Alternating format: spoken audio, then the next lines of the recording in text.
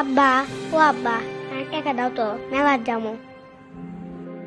কি কইলু হারামজাদা, মেলা লিয়ে আসু, আমি বাজার করার 1 টাকা পাচ্ছি নে, তুই মেলার চিনতে লিয়ে বসে আসু।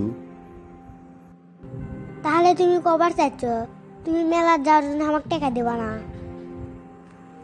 এ হে, তোক তো কইলাম আমি যে আমার কাছে টাকা পয়সা নাই, বাজার করার টাকা পাচ্ছি নে, তুই আবার আমাকে মেলার কথা করছু। মেলার কথা কলেই হবি, টাকা পকেটত থাকা লাগবি নাহিনি। রাজু, এটা এসে বস, আমি তোকে দুগ্ন কথা কমো, সেই কথা শোনা তুই এনে মনোযোগ দে শোন। তুই মেলা মেলা করিচ্ছু, আসলে মেলা টেলা করা হবি না। আমার কাছে কোনো টাকা পয়সা নাই, তুই আমার কাছে বস, তোকে দুগ্ন বুঝ দিই, তাহলে হয়তো বুঝার পাবো।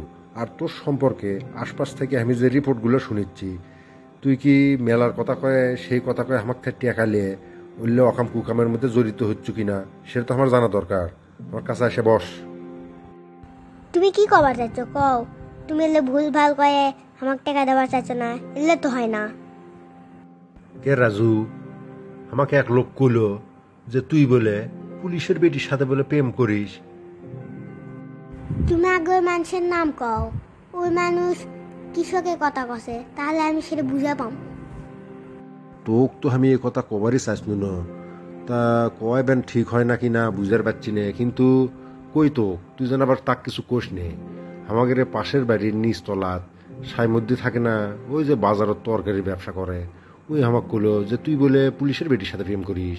সে কথা শুনে তো আমার মাথাত এমনি চান্দি গরম, তার মধ্যে চুল উঠে যাচ্ছে, তা আরো টেনশনের মধ্যে পড়ে গেল। কে রে, আমার বেটা পুলিশের বেটির সাথে প্রেম করে, কোনো একটা অঘটন ঘটলে পিঠের চাম দিয়ে থুবি, সেটা কি তুই হুঁশ করছু? ওল্লে চিন্তা তোমাক করা লাগবি নে, আমি আগে মেলা যাই, মেলা থেকে মেলা করে আসি, তারপরে তোমাকে বুঝে কমো। আগে টাকা দাও।